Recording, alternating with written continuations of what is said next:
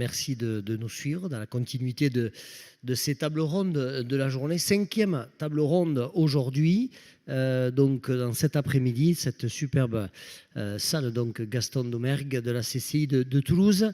Cette 5e conférence donc sur le thème l'industrie du futur, avec donc nos invités Jean-François Ruggieri de la société Sogeclair qui se présentera tout à l'heure, et Gilles, alors excusez-moi si je prononce pas comme il faut, Vernelst, c'est ça? Bon, on corrigera tout à l'heure, de Femso Industrie, donc, qui est le PDG de l'entreprise. Donc, merci d'abord, messieurs, d'être là.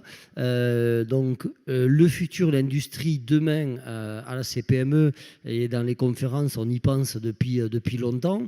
On a souvent parlé de produits de demain. On a souvent parlé, voilà, aujourd'hui aussi, pas mal de proximité, d'humain aussi. Et là, donc, on laisse place un peu à l'industrie. Comment on peut réfléchir donc à demain sur l'entreprise locale, sur l'éco-responsabilité et tout cet ensemble donc au service des humains. Voilà, donc on a échangé un petit peu voilà, pour préparer ces tables rondes. Vous avez donc un avis qui va permettre donc à l'ensemble des personnes qui sont là et ceux qui nous suivent également sur YouTube de pouvoir réfléchir eux aussi à comment améliorer son entreprise par rapport à ça. Parce que l'entreprise du futur, ce n'est pas le futur et les produits forcément du futur, c'est aussi de l'organisation et on va le voir avec vous. On va peut-être donc du coup commencer par Jean-François. Jean-François, est-ce que tu peux te présenter? Normalement, il est allumé vers le haut. Bonjour. Voilà, parfait. Donc Jean-François Ruggieri, alors je représente aujourd'hui la société Sogeclair. Alors Sogeclair, c'est une société implantée à Blagnac. Aujourd'hui, c'est 1400 personnes réparties à travers le monde, donc de Montréal à Adélaïde. C'est une société qui fait aujourd'hui 123 millions de chiffre d'affaires. Notre activité aujourd'hui, elle se décompose en 3 activités majeures.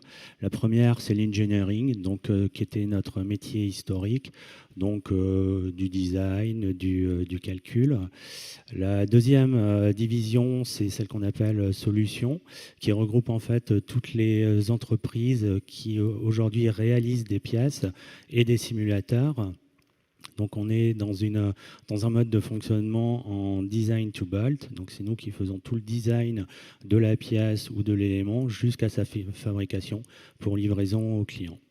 Et enfin, une dernière division, qui est la division conseil que je représente aujourd'hui et qui aujourd'hui accompagne les entreprises dans leur transformation et notamment dans le passage à ce qu'on appelle l'industrie du futur, même si l'industrie du futur, derrière, comme vous l'avez dit, ça regroupe beaucoup de choses. Voilà. Merci. On va laisser la parole à Gilles. Gilles, est-ce que tu peux donc présenter ton entreprise et te présenter également? Bonjour à tous. Donc, je m'appelle Gilles Verhelst. C'était presque ça. Merci. Il faut juste essayer de prononcer toutes les lettres. Ça marche bien. Non, mais c'est un nom flamand et donc je peux le comprendre tout à fait. C'est gentil. Donc Femso Industrie, c'est une entreprise que j'ai achetée il y a 5 ans, après un passage dans le conseil également, puisque j'ai fait 20 ans d'expérience industrielle dans l'aéronautique. Et cette entreprise que j'ai achetée il y a donc 5 ans, elle est spécialisée dans la mécanique de précision. On fabrique des pièces d'aérostructure, des pièces de meubles électriques pour l'aéronautique, entre autres. Voilà. Alors c'est rigolo parce qu'on parle d'industrie du futur. D'autres thèmes parlent de l'usine du futur. Et puis l'usine du futur, on la voit comme étant une usine robotisée, alors qu'aujourd'hui, l'industrie du futur, moi je la vois comme une usine humaine. Donc ça fera partie des thèmes qu'on va pouvoir aborder tout à l'heure. C'est un des sujets et un des gros challenges qu'on a aujourd'hui. Et puis bon, le post-Covid pour les industriels aujourd'hui, c'est un sacré challenge. Je vais mettre de côté les problématiques d'approvisionnement de matière, de coûts qui s'envolent, mais je pense qu'aujourd'hui, le vrai challenge, c'est un challenge de recrutement en fait. Voilà. Ça, c'est la vraie valeur de nos entreprises. La valeur d'une entreprise de conseil, c'est sa ressource humaine, entre autres, c'est sa connaissance et sa valeur humaine. Et puis la valeur d'une usine aussi, c'est les personnes qu'on met devant nos machines pour pouvoir les faire tourner et bien les faire tourner. Voilà.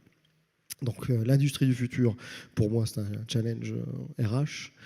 Et puis l'industrie du futur, en tout cas à Toulouse ou enfin en France, c'est aussi une entreprise qui va être éco-responsable. Alors éco-responsable, c'est un grand mot, on peut mettre beaucoup de choses, on peut dépenser beaucoup d'argent finalement pour ça, et être un peu moins éco que ce qu'on pourrait le dire, mais c'est aussi plein de petits gestes, et donc ça fait partie des sujets qu'on pourra partager ensemble. Voilà. Très bien, on va donc du coup commencer par la première question. On a parlé de l'entreprise locale, donc on a bien compris que vous étiez bien implanté sur Toulouse, même si vos activités vous amènent à rayonner sur la France et sur l'étranger.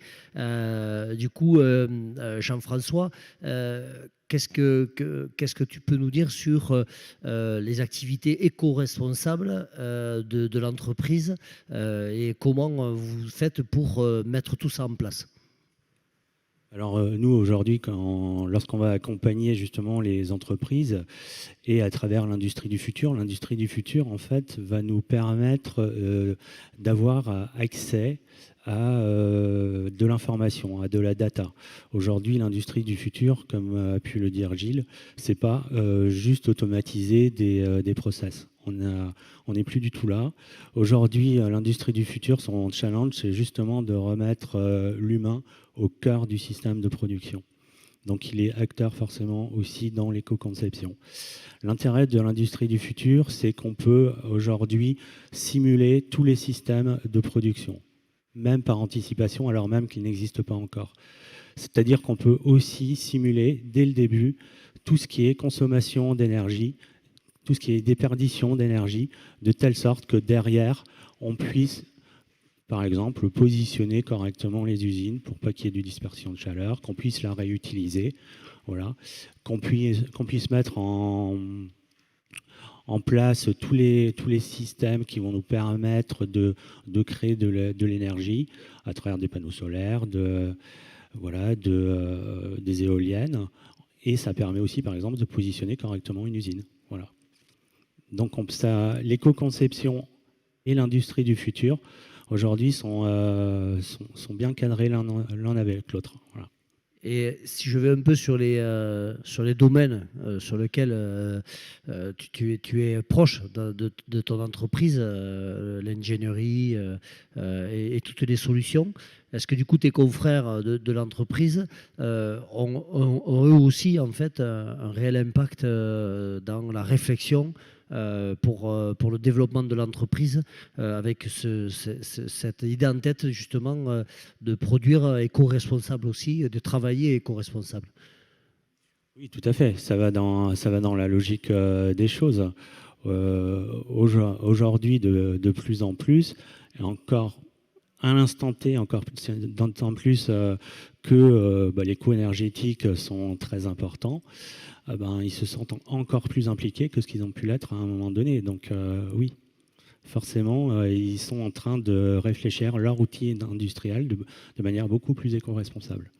Donc on réfléchit sur la production. Gilles, je sais que tu as toi une grosse analyse par rapport à ça. Et dans ton entreprise, tu réfléchis également, tu m'as cité quelque chose, je te laissais venir sur cette anecdote, tu réfléchis justement à faire du recyclage pour produire.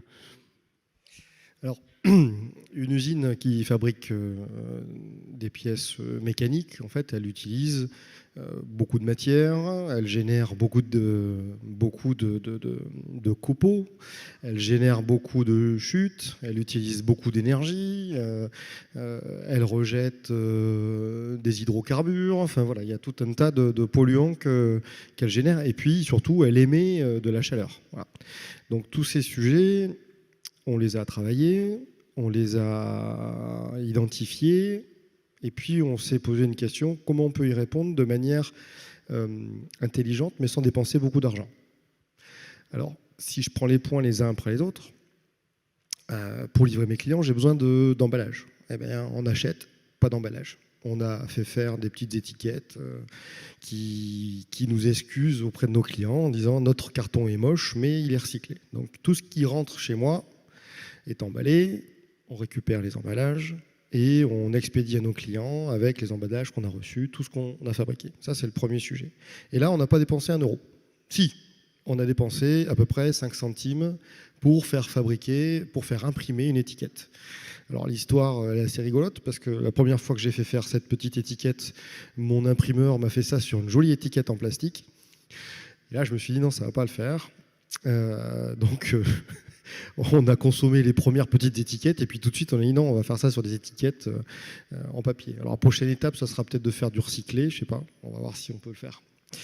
Ça existe en tout cas. Ça existe, ouais, tout à fait. Donc ça c'est le premier sujet. On essaie de mettre en place du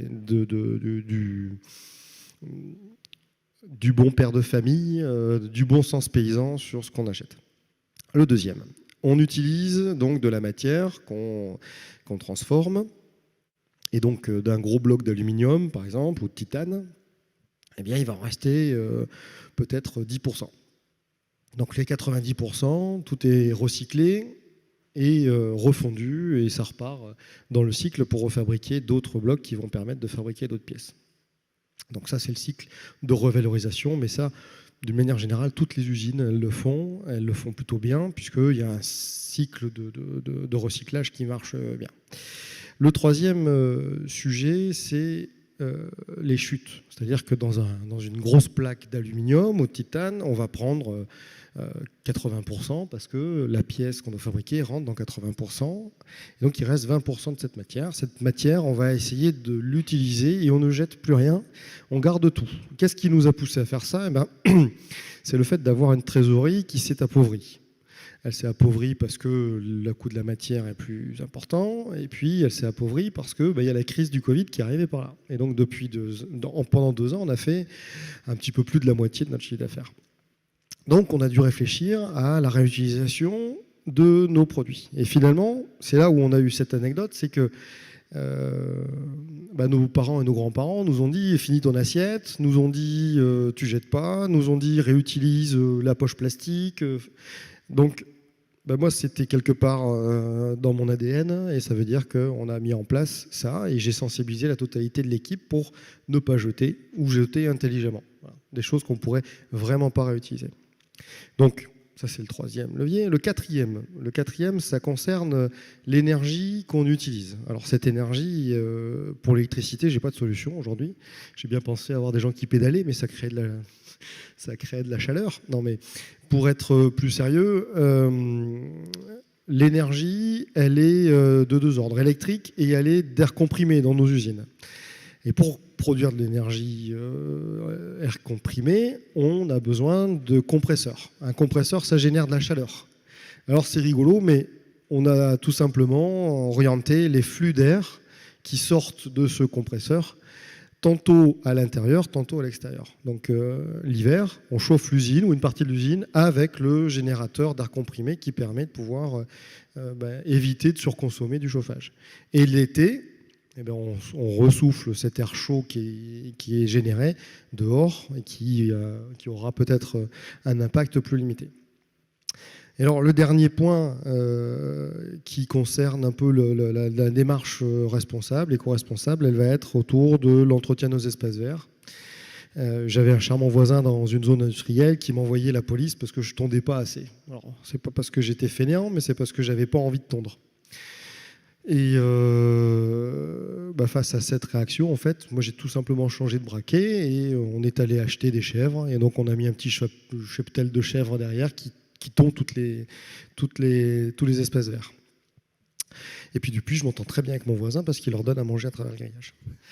Voilà. Donc c'est le deuxième effet qui se coule. Voilà, des solutions simples donc pour répondre à tout ça. Alors bien entendu, tout le monde ne peut pas mettre en place des chèvres dans toutes les entreprises, même si parfois il y en a. Pardon, ça m'a échappé.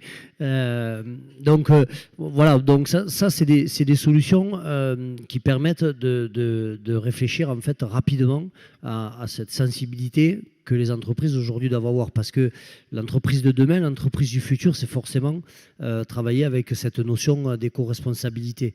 Maintenant, il y a une autre notion aussi dans l'entreprise de demain. On en a parlé un petit peu aujourd'hui. C'est l'humain et c'est la gestion en fait des personnes.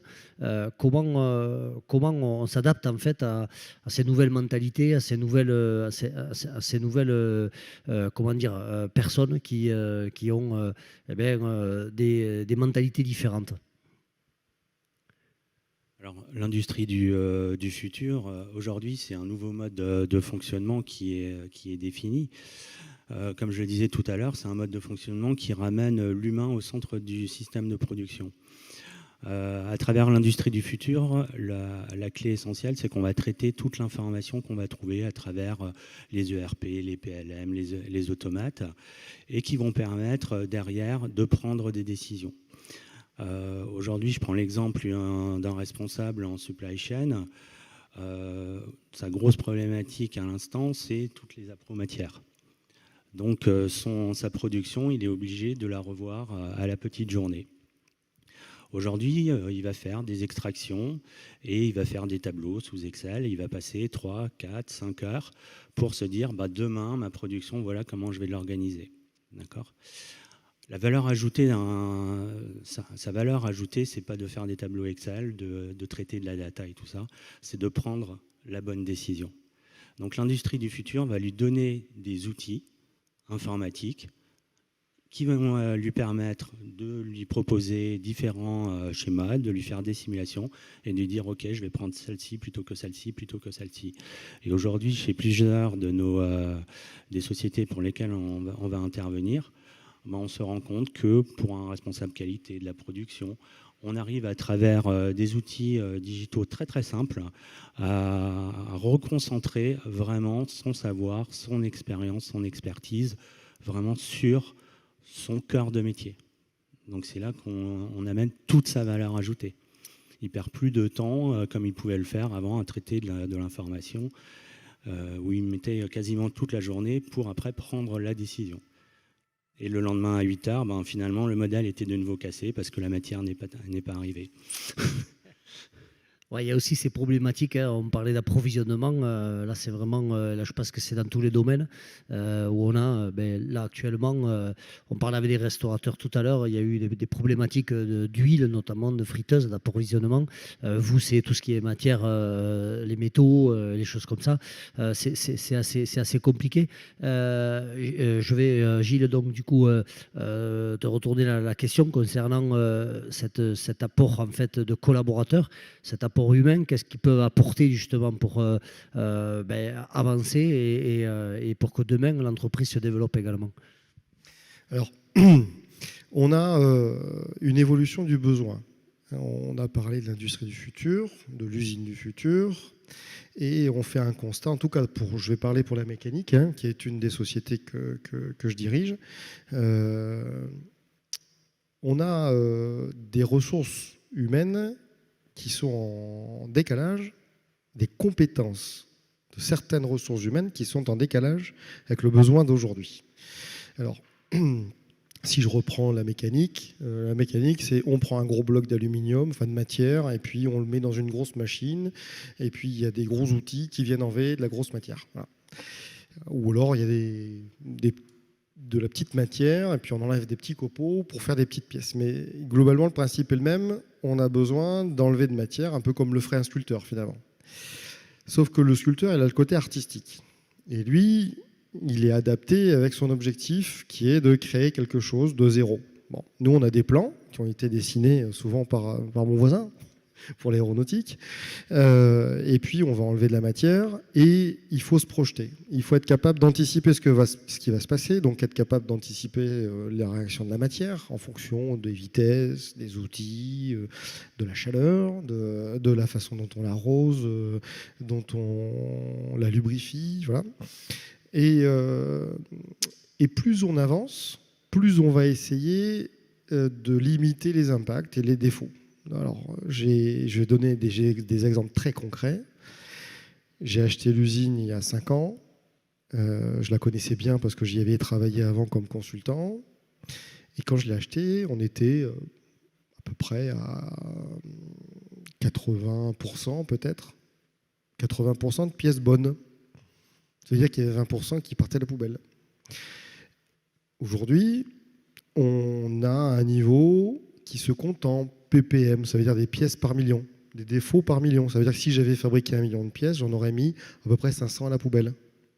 Donc je suis à 99,95 en fait. Et qu'est-ce qui s'est passé? On a essayé de travailler sur du bon du premier coup. Et pour faire bon du premier coup, ça veut dire qu'il faut anticiper ce qui va se passer, il faut changer l'état d'esprit, et il faut que la personne qui est qui est face à la machine soit capable de prédire ce qui va se passer. Et pas de dire « Ah, elle est bonne » ou « Elle n'est pas bonne, je la jette ».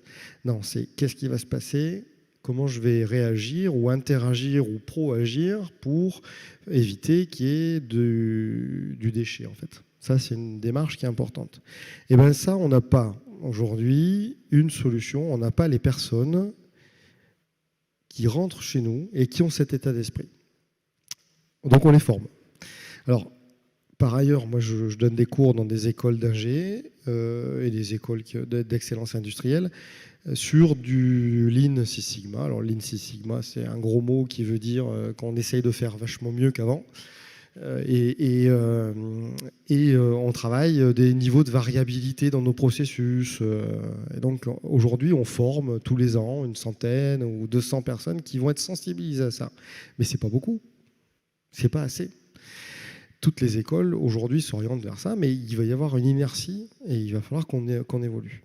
Ça va nous former ce qu'on appelle dans l'aéro, historiquement, des cols blancs. Mais ce qui est important, ce n'est pas forcément d'avoir des super cols blancs. Il faut avoir des super cols bleus, puisque c'est eux qui viennent réfléchir avant que ça se passe. Donc, nos super cols bleus, il faut les former.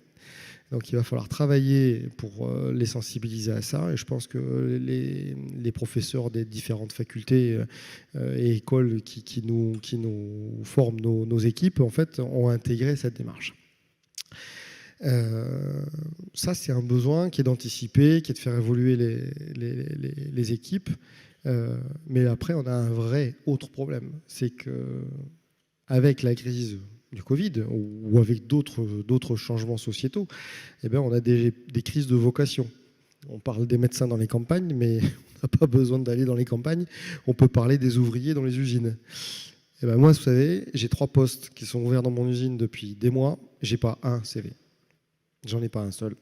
Si, j'ai des CV de personnes qui ne sont pas du tout adaptées au job qu'on va leur confier. Donc, il y a un vrai souci et je ne suis pas le seul à le dire. Quand on parle de qui veut être mon salarié, on a complètement changé la démarche. C'est pas OK, super, j'ai 600 CV, je vais faire un choix. C'est oh, top, j'ai un CV qui est pas trop mal. Voilà, c'est un peu la démarche. Donc là, il va falloir qu'on y travaille vite, parce qu'on est limité aujourd'hui, non plus par les approvisionnements en matière, c'est fini, c'est déjà derrière nous ça. Parce qu'on s'est adapté, parce que la supply chain, t'en parlais tout à l'heure, elle est ultra réactive. Donc elle est allée chercher, on a parlé de la crise du titane avec l'Ukraine, machin, ok, bon, voilà. Ça, c'est pas résolu, mais on vient le chercher ailleurs et on s'est débrouillé. Maintenant, il va falloir qu'on arrive à passer la même crise que celle-là, qui est la crise RH. Et on est tous dans la même pénurie de main-d'œuvre. Tous. Énormément, hein, on en parle depuis ce matin. Hein, donc, que ce soit du petit commerçant, artisan, jusqu'à des sociétés comme les vôtres, on a des problématiques de main-d'œuvre, on a des problématiques de recrutement. Et on s'aperçoit que même si l'industrie et les réflexions comment dire, intellectuelles avancent, finalement, on a un petit problème en fait de RH, comme tu le dis Gilles, et de recrutement. Ce qui va, d'après vous, empêcher le développement de ces réflexions, de l'avancement en fait des technologies. Oui, forcément, puisque aujourd'hui, en plus, lorsqu'on va parler comme d'industrie du futur, on est en train d'évoquer de nouveaux métiers aussi qui aujourd'hui n'existent pas forcément encore. Aujourd'hui, quand on parle d'industrie du futur, on considère que 80% des métiers dont on aura besoin dans l'industrie dans les 6-7 prochaines années n'existent même pas encore. Aujourd'hui, ils ne sont même pas évoqués. Voilà. Donc aujourd'hui, s'ils ne sont pas dans les cursus, il est évident qu'à moyen terme, enfin, au niveau de l'industrie, on va dire 5 ans, c'est déjà une longue vision, on va être bloqué, oui, c'est sûr. Donc en fait, si Gilles, tu voulais rajouter quelque chose ? Je suis tout à fait d'accord avec Jean-François, et je vais même rajouter quelque chose. C'est qu'on ne les a même pas encore imaginés, ces jobs. On les a même pas encore imaginés. Il y en a qu'on voit venir, et puis il y en a d'autres, on sait qu'on va devoir y arriver, et donc il va falloir s'adapter. Et ça fait rebondir sur ce que c'est qu'un chef d'entreprise, ou qu'un dirigeant d'entreprise, ou qu'un directeur d'entreprise. C'est le gars qui va sauter de la falaise, et puis qui est en train de coudre son parachute en même temps qu'il est en train de sauter, quoi. Donc c'est un peu le système. Ouais, c'est un peu l'image vraiment aujourd'hui de table ronde en table ronde. On parle justement de la problématique du chef d'entreprise. Alors encore une fois, on a envie d'avancer, on a envie de créer de l'emploi, on a besoin de créer de l'emploi aussi pour certains. D'autres ont, fait le choix de ne pas créer d'emploi et d'avancer seul. C'est certes, mais enfin, il y a quand même une bonne partie des entreprises qui ont besoin d'évoluer avec ça. On se fie aussi, et comme vous l'avez dit, à tous ces souhaits et tous ces besoins qu'on a de réfléchir sur l'éco-responsabilité des entreprises. Et ça, je pense que voilà, c'est important. Et que les entreprises qui arrivent aujourd'hui, que ce soit dans le food, dans l'industrie et dans d'autres, ont besoin en fait d'avancer avec ça. Pardon. Et seulement, on se retrouve quand même avec cette problématique de main-d'œuvre. Messieurs, est-ce que vous vouliez dire un dernier mot, puisque nous sommes arrivés au terme de cette table ronde ? On peut prendre un temps pour d'échange de questions. Est-ce qu'il y a des questions ? Je vais m'étouffer, je pense. Oui, je vais vous apporter un micro, monsieur. Puis vous pouvez nous envoyer vos CV aussi. Hein, on prend aussi.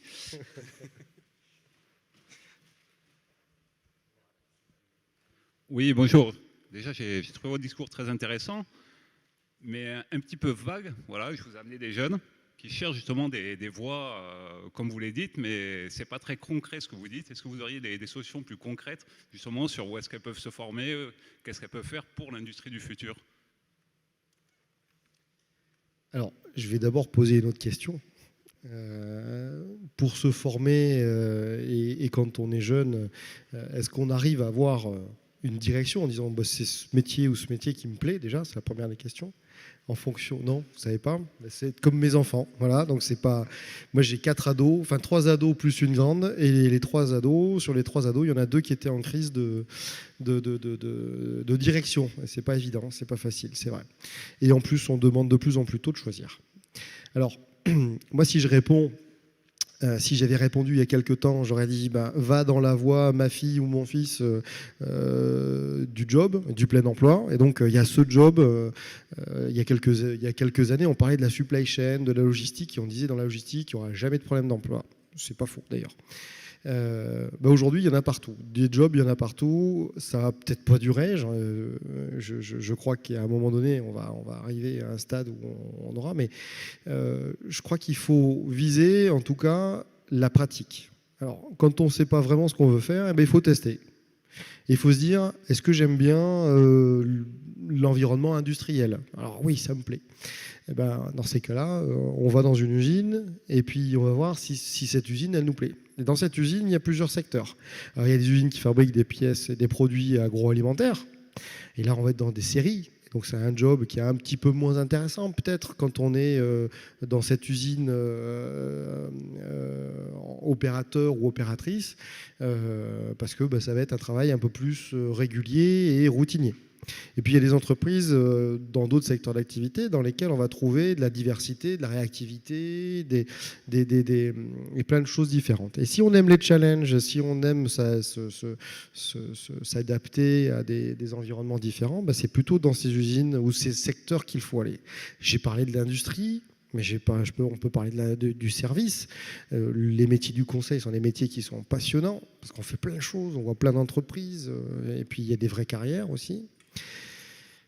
Si je résume mon intervention sur la réponse à votre question, il faut aller sur du pratique. Il faut mettre en pratique et puis essayer de voir après s'il y a des formations en alternance, par exemple.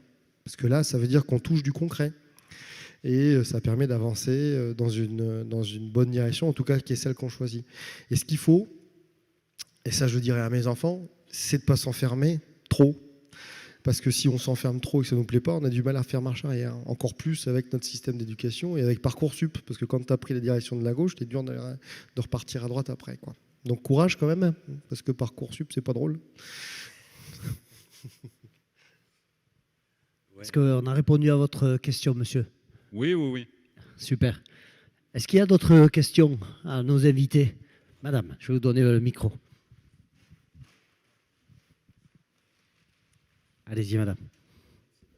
Merci, bonjour.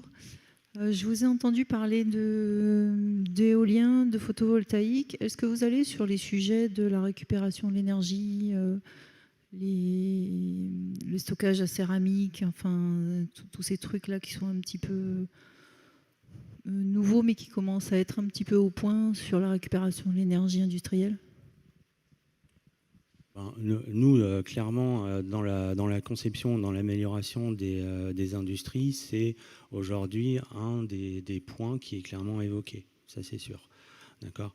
Donc aujourd'hui, créer une nouvelle usine, améliorer une usine, ça passe très très souvent justement par rendre l'utilisation de l'énergie beaucoup plus efficiente.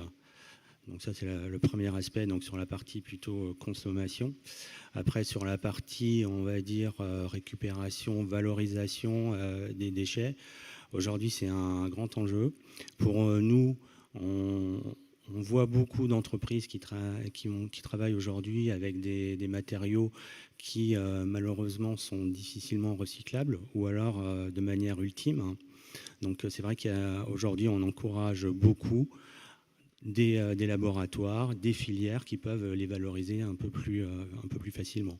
Je pense notamment à tout ce qui est tous les composites, quels qu'ils soient, aujourd'hui, qui sont très difficiles à recycler. Donc ça, ça fait partie des challenges. Ouais. Est-ce qu'on a répondu à votre question, madame? À peu près. Alors, je vais essayer d'apporter un petit complément, mais un complément qui ne sera pas lié à la recherche, mais sur l'utilisation, en fait. Pour une usine, aujourd'hui, qui existe depuis 25 ans, c'est le cas de l'entreprise que je dirige, c'est difficile de prendre un virage vers de la récupération d'énergie. Pourquoi? Parce que ça coûte beaucoup d'argent, parce qu'à la base, ça n'a pas été conçu comme ça. Alors, si je prends l'exemple moi, le plus gros poste, c'est l'électricité. Alors, on essaye de choisir des nouvelles machines qui consomment un peu moins, mais on est quand même vraiment à la marge. C'est vraiment peanuts. Alors, L'électricité qu'on a utilisée, une fois qu'on l'a utilisée, on l'a utilisée. C'est fini. Alors on essaye d'être le plus intelligent possible pour faire en sorte que à l'intérieur des machines, il n'y ait pas de lumière, par exemple, ou que la lumière s'allume juste quand on ouvre la porte. Ça paraît bête, mais moi j'ai vu beaucoup d'entreprises dans lesquelles la machine elle est toute seule et puis finalement le robot il se met de la lumière. Il a vachement besoin de lumière le robot, c'est normal. Bon, mais c'est vraiment très très très limité en fait. J'espère aujourd'hui voir naître de nouvelles usines, mais reconcevoir ou réadapter des usines qui ont une vingtaine d'années, et 20 ans, c'est pas beaucoup pour une usine. Hein. Quand on parle d'usines qui peuvent avoir 100 ans, parfois, c'est différent. Alors, je suis allé il n'y a pas très longtemps, et notamment à ce sujet-là, dans une grosse usine, pas très très loin d'ici, qui fabrique des bouteilles en verre. Voilà. Je ne vais pas la nommer. Et cette usine, en fait, elle est en train de mettre en place un système de chauffage. C'est ultra consommateur d'énergie, une usine qui fabrique des bouteilles. Et donc, ils sont en train de mettre en place un système qui permettra de chauffer la ville. Bon, c'est du bon sens paysan. Et pourquoi en 2022, on fait ça maintenant? Pourquoi on fait ça juste maintenant? Ça fait un siècle qu'elle existe, cette usine, peut-être. Pourquoi on ne l'a pas fait avant? Vous voyez ce que je veux dire? OK, il est temps, mais il vaut mieux tard que jamais. Mais voilà, c'est une énergie. Tout ça, c'est parti. On recycle du verre, on essaie de sensibiliser tout le monde sur ces sujets-là, c'est important, mais il y a encore plein d'autres choses. L'énergie qui va partir, les taux de rebut, je pense qu'il y a un vrai sujet, on parle beaucoup d'énergie, mais il y a beaucoup de travail à réaliser sur la non-conformité que génère le processus industriel ou les rebuts que génèrent ces processus. Voilà. Est-ce qu'il y aurait d'autres questions pour nos invités? Non? Ben, messieurs, merci. Merci à vous. Merci. Merci.